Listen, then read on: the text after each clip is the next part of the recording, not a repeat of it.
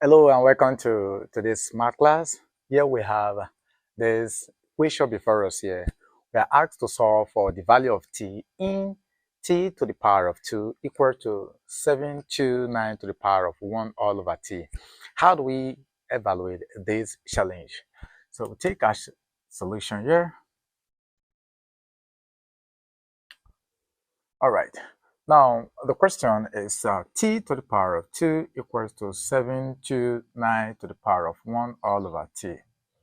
The first thing we're going to do here is to make all the variable to be on one side and make the constant terms to be on another side. And how do we achieve that? Look at the power we have here. We have 1 all over t, and here we have our 2 here. And so I want to eliminate this t here. And to do that, I'm going to raise both powers to t. Okay, so if I raise this to the power of t, so this is going to give us here t to the power of 2, or in bracket raised to the power of t. This is equal to 729 raised to the power of 1 all over t further raised to the power of rt. Here we're going to apply a simple law in indices, which says that your a raised to the power of your x, y is equal to your a to the power of x further raised to the power of y, which is also a raised to the power of y further raised to the power of x. Okay, so if we multiply this out, it means this and this will leave, right? Then on this other side, if we apply this same law to this, we're going to end up having t to the power of 2t. This is equal to 729. Wow. Now from here, let's look at for something here. We can rewrite this, still apply this law of indices. So we can bring these two out and push this t in. And so this is going to give us our t to the power of t, all raised to the power of 2. This is equal to 729. Now this is easy, right? Good. Here we are having t raised to itself, then further raised to the power of 2 here. Then let's look at the number on the right-hand side of the equation. Is this a perfect square? Because if we can get a number raised to itself, further raised to the power of 2, there we are good to go. All right, so here we have the power of 2. So can we think of a number we're going to put in here, raise it to the power of 2 to give us 729? Yes, because this is a perfect square. So since this is a perfect square, and that will give us 27. 27 to the power of 2 will give us 729.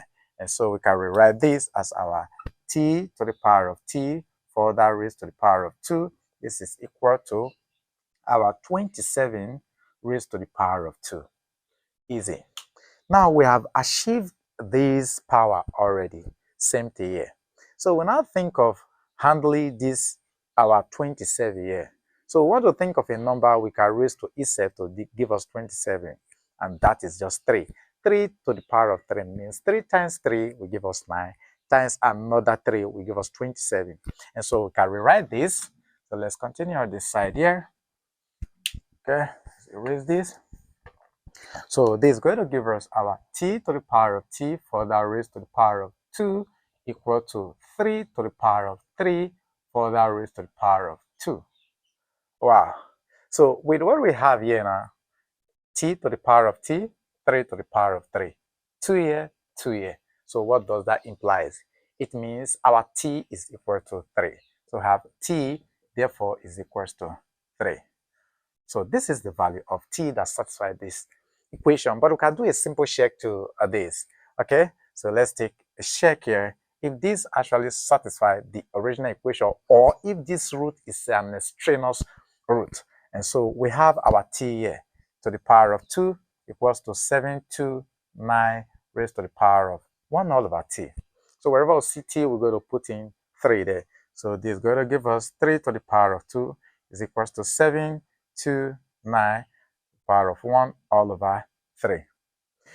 All right, so yeah, this is equally, or we can rewrite this as the cube root of our 729. So what is the cube root of 729? That is 9.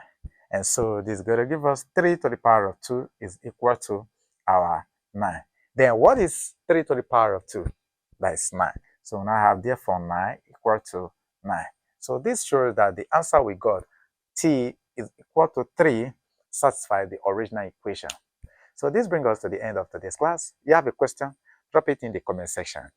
See you in our next class. Bye for now.